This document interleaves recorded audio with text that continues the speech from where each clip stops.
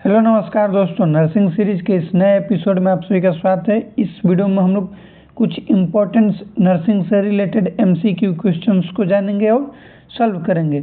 ये हम लोग का वीडियो जो है छोटा है, लेकिन हम कोशिश करेंगे कि जितने भी क्वेश्चंस है हर एक क्वेश्चंस को हम डिटेल में एक्सप्लेन करें और उसके जो भी रेशनल्स है, ऑप्शंस के रेशनल्स है, वो चीज़ को भी हम बताने की कोशिश करेंगे।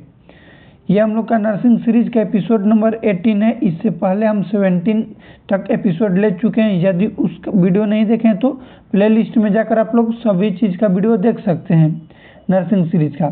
फर्स्ट क्वेश्चन हम लोग का ये है कि the normal pH of arterial blood, arterial blood का नॉर्मल पीएच कितना होता है, ये क्वेश्चन पूछा जा रहा है।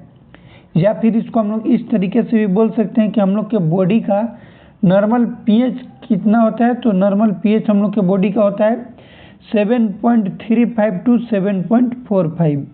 ऑप्शन सी इसका राइट आंसर हो जाएगा। एक चीज़ यहाँ पर दिया गया आर्टेरियल ब्लड, ठीक, मतलब कि हम लोग बोल सकते हैं ABG, arterial blood gas analysis जो करते हैं उसके रिपोर्ट में कुछ चीज़ हम लोग को देखने को मिलता है। अब क्या क्या देखने को मिलता है यहाँ पर आप लोग लिख लीजिएगा। एबीजी में इम्पॉर्टेंट चीज़ क्या क्या होती है। एक तो पीएच जो कि आप लोग को बता दिए कि 7.35 से लेकर के 7.45 होता है।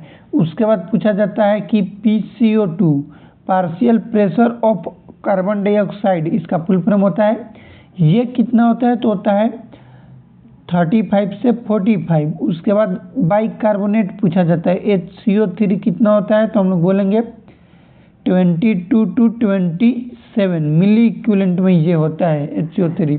उसके बाद ऑक्सीजन PO2 कितना होता है। तो मोर देन 95%, कितना, मोर देन 95%। ये एबीजी में हम लोग इतना चीज़ को देखना अनिवार्य है, इम्पोर्टेंस है। इसके थ्रू ही हम लोग एबीजी को एनालिसिस कर सकते हैं।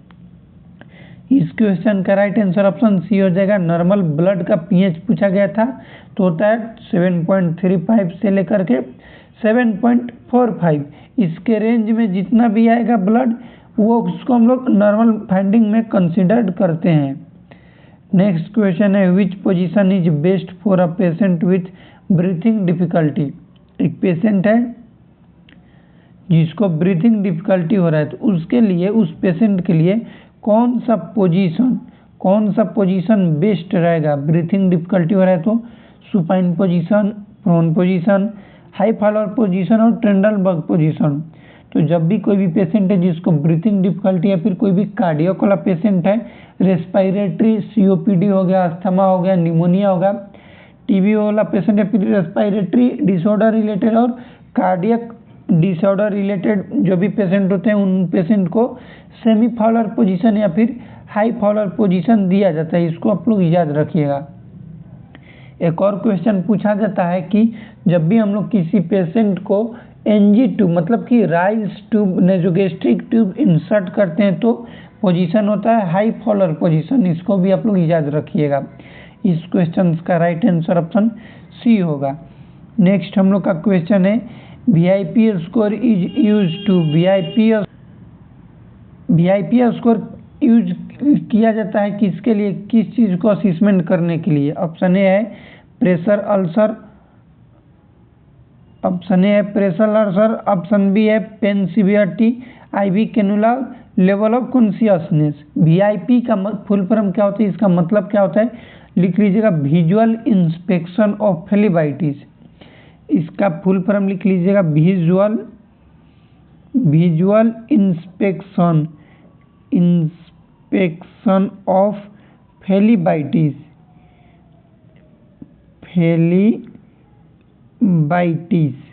विजुअल इंस्पेक्शन ऑफ फेलिबाइटिस, जो कि हम लोग किसी भी पेशेंट को कैनुला लगाते हैं ना, तो उस कैनुला को असेसमेंट करते हैं कि कब कैनुला को रिमूव कर देना चाहिए, वहाँ पर इन्फिल्ट्रेशन तो नहीं हुआ है, फेलिबाइटिस हो गया है, तो स्कोर क्या है, रेडनेस, स्वेलिंग तो नहीं है। इस कैनुला के साइट को असेसमेंट करने के लिए VIP स्कोर यूज में लिए जाते हैं। इस क्वेश्चन का राइट आंसर भी ऑप्शन सी हो जाएगा। इसको आप लोग याद रखिएगा। VIP स्कोर का फुल फॉर्म याद रखेगा, visual inspection of phlebitis. Next question है कि first step of nursing process. Nursing process हम लोग जब बनाते हैं तो उसमें फर्स्ट स्टेप क्या है, तो नर्सिंग प्रोसेस में लिख लीजिएगा सीक्वेंस पूछा जाता है एग्जाम में। तो सीक्वेंस है, पहले हम लोग असेसमेंट करते हैं, उसके बाद डायग्नोसिस करते हैं, उसके बाद गोल करते हैं, प्लानिंग करते हैं, इम्प्लीमेंटेशन और इवेल्युएशन करते हैं। ये सीक्वेंस है, सीक्वेंस याद रखिएगा। पहले असेसमेंट में सब्जेक्टिव डाटा और ऑब्जेक्टिव डाटा आ जाएगा। पेशेंट जो बोलता है उसको हम लोग बोलते हैं सब्जेक्टिव डाटा, और जो चीज़ हम लोग असीस करते हैं, फाइंड आउट करते हैं, उसको हम लोग बोलते हैं ऑब्जेक्टिव डाटा। डायग्नोसिस का मतलब ये है कि हम लोग डायग्नोसिस बनाते हैं, जैसे पेशेंट को पेन है तो किस चीज़ से, किसके रिलेटेड है, ठीक, और किस तरीके से हम लोग पता किए, मतलब कि एविडेंस क्या है पेन का, साबुत कैसे होता है कि उस पेशेंट को पेन है, वो डायग्नोसिस हो गया। गोल में होता है कि पेशेंट के पेन लेवल को हम लोग किस तरीके से मिनिमाइज करने की प्रयत्न करेंगे, कोशिश करेंगे। प्लानिंग के मतलब कि हम लोग क्या क्या प्लान करेंगे अप्लाई करने के लिए, और इम्प्लीमेंटेशन में अप्लाई कर देते हैं, और इवेल्युएशन में हम लोग रिजल्ट, फाइनली रिजल्ट देखते हैं कि पेशेंट को जो पेन था हमारे इम्प्लीमेंटेशन, जैसे पेन में हम लोग पेशेंट को कंफर्टेबल पोजीशन भी दे सकते हैं, मेडिकेशन भी दे सकते हैं। यदि हम लोग पेशेंट को मेडिकेशन दिए और मेडिकेशन प्रोवाइड करने के बाद पेशेंट का जो भी पेन लेवल है वो कम हुआ है तो उसको लिखेंगे, और कितना कम हुआ है। डायग्नोसिस में मान लो कि उसका पेन लेवल हम लोग बोल सकते हैं कि 7 था और इवेल्युएशन में 4 हो गया है, ठीक, तो पेन लेवल 3 कम हुआ है आफ्टर इम्प्लीमेंटेशन। तो इस चीज़ को भी हम लोग को लिखना रहता है। ये है हम लोग का नर्सिंग प्रोसेस। यहाँ पर पूछा गया इस क्वेश्चंस में, एक हम अगले वीडियो में कोशिश करेंगे नेक्स्ट नर्सिंग प्रोसेस से रिलेटेड डिटेल में एक्सप्लेन करने के लिए। इस क्वेश्चन में पूछा गया फर्स्ट स्टेप क्या होता है नर्सिंग प्रोसेस का, तो हम लोग का होता है असेसमेंट। इसको आप लोग याद रखिएगा। नेक्स्ट क्वेश्चन है which drug is use to first line, which drug is use as a first line drug in anaphylactic shock. तो हम लोग एडीआर यूज करते हैं, एडीआर, एड्रीनालिन, जिसको एपिनेफ्रिन बोलते हैं, इसको यूज करते हैं एनाफाइलेक्टिक शॉक। एनाफाइलेक्टिक शॉक का मतलब हम लोग बोल सकते हैं कि या फिर कोई भी ड्रग रिलेक्शन से हो गया, स्टिक बाइट से हो गया, मधुमक्खी काट दी उसके वजह से हो गया, स्नेक बाइट्स की वजह से हो गया, इसको हम लोग बोलते हैं एनाफाइलेक्टिक शॉक, जिसको टाइप 1 हाइपर सेंसिटिविटी भी कहा जाता है। इसका ड्रग ऑफ चॉइस होता है एडीआर, इसको याद रखिएगा। ये क्वेश्चन नॉर्सेट में भी पूछा गया है। नेक्स्ट क्वेश्चन है ग्लासको कोमा स्केल असिस। ग्लासको कोमा जो स्केल है किसके लिए असिस किया जाता है, तो हम लोग जानते हैं कि ग्लासको कोमा स्केल जो है लेवल ऑफ कॉन्शियसनेस बताता है। इसमें मैक्सिमम वैल्यू बोला जाए तो हम लोग बोलेंगे कि मैक्सिमम 15 होता है और मिनिमम 3 होता है। पेशेंट को डेड हम लोग 3 पर ही कर देते हैं। पेशेंट डी कब हो जाएगा, जब उसका स्कोर 3 आएगा तभी हो जाएगा।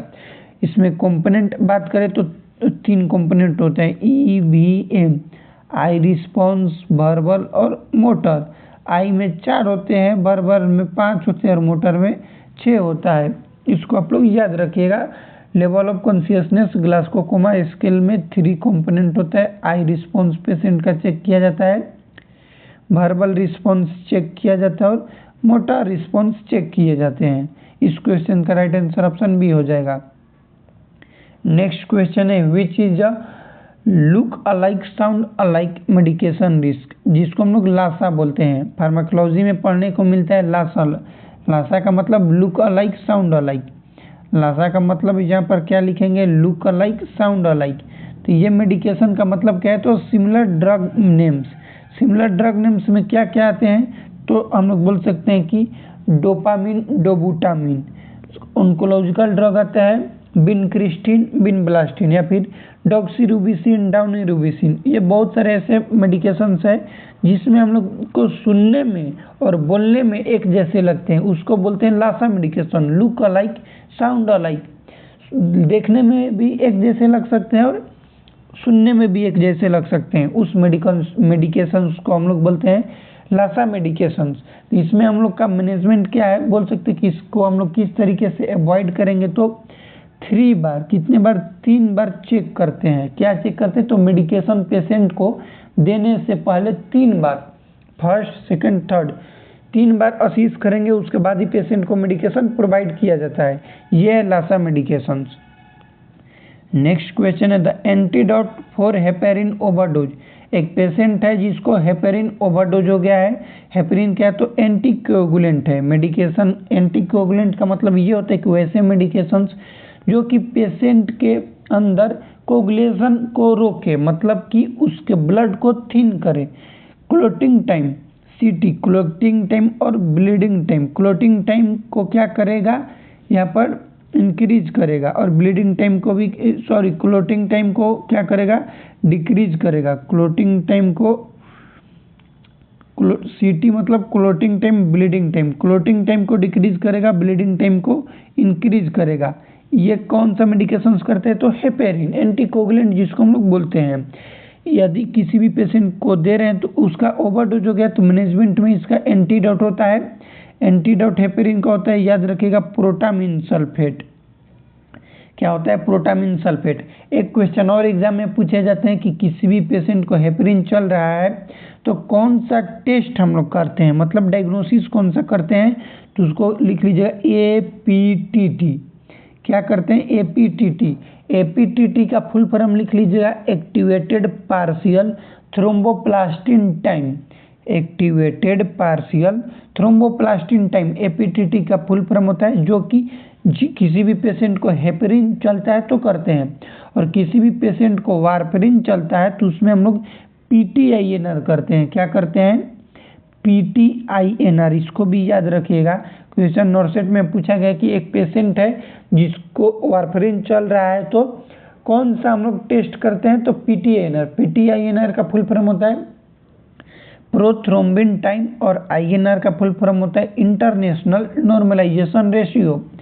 ठीक, PT का नॉर्मल वैल्यू होता है 9.5 to 13.5 और INR का 1:1 नॉर्मल रहता है। ठीक, इसको आप लोग याद रखिएगा, ये भी क्वेश्चन एग्जाम में पूछे जाते हैं। एक क्वेश्चन पूछा जाता है कि कौन सा मेडिकेशन प्रेगनेंसी में कंट्राइंडिकेटेड होता है? तो वारफेरिन। एंटीकोगुलेंट में वारफेरिन जो है वो क्या है? प्रेगनेंसी में कंट्राइंडिकेटेड होता है, और हेपेरिन सेफ होता है। हेपेरिन का ही एक अलग टाइप आता है जिसको हम लोग बोलते हैं LMWH। क्या बोलते हैं? LMWH, low molecular weight heparin. LMWH का फुल फॉर्म लिख लीजिएगा LOW, low molecular weight heparin, जो कि सबक्यूटेनियस देते हैं। ये भी नॉर्सेट का क्वेश्चन है, इसलिए आप लोग को हम थोड़ा सा डिटेल में बता रहे हैं। ये जो है LMWH, ये सबक्यूटेनियस रूट से दिया जाता है, लो मोलिकुलर वेट हेपेरिन। तो हेपेरिन का ओवरडोज होता है तो उसका एंटीडोट होता है प्रोटामिन सल्फेट। नैलोक्सोन जो है वो ओपाइड टॉक्सिटी में दिया जाता है। एट्रोपिन का एंटीडोट होता है नियोस्टिगमिन। लिख लीजिएगा नियोस्टिगमिन। नियोस्टिगमिन इसका होता है, और विटामिन के जो है वारफेरिन का होता है। वारफेरिन का विटामिन के होता है। इसको आप लोग अच्छे तरीका से लिख लीजिएगा। नेक्स्ट क्वेश्चन है कि the best site for intramuscular injection in adult. IM injection देना है एडल्ट मेल को या फिर फीमेल को, तो बेस्ट साइट क्या है? तो 2 साइट एडल्ट में हम लोग जानते हैं, एक जानते हैं डोर्सोग्लूटियल और एक जानते हैं वेंट्रोग्लूटियल। तो बेस्ट के बात करें तो वेंट्रोग्लूटियल होता है। डोर्सोग्लूटियल में रिस्क होता है सियाटिक नर्व डैमेज होने का। क्या चीज़? सियाटिक नर्व, जो कि हम लोग के बॉडी का लार्जेस्ट एंड लॉन्गेस्ट नर्व होता है, सियाटिक नर्व। इसको भी लिख लीजिएगा, आवर बॉडी का लार्जेस्ट एंड लॉन्गेस्ट नर्व है सियाटिक नर्व। ये डैमेज होने का चांस रहता है जब हम लोग किसी भी पेशेंट को डोर्सोग्लूटियल साइट पर IM इंजेक्शन देंगे तब। और बेस्ट साइट होता है वेंट्रोग्लूटियल। यदि इन्फेंट की बात करें तो बेस्ट इन्फेंट में साइट होता है वाट्रस लेटरालिस। इसको भी आप लोग याद रखिएगा। वाट्रस लेटरालिस किस में होता है? तो इन्फेंट में होता है। ठीक, नेक्स्ट क्वेश्चन हम लोग का है कि which score is use for early detection of patient deterioration. Patient deteriorate हो रहा है तो अर्ली डिटेक्शन किस स्कोर के बेसिस पर हम लोग करते हैं? अपगार स्कोर तो पीडियाट्रिक न्यूबॉर्न असेसमेंट के लिए किया जाता है। सोफा का फुल फॉर्म होता है सिक्वेशनल ऑर्गन फेलियर असेसमेंट। म्यूज का फुल फॉर्म होता है मॉडिफाइड अर्ली वार्निंग साइन, और जीसीएस का मतलब होता है ग्लासगो कोमा स्केल।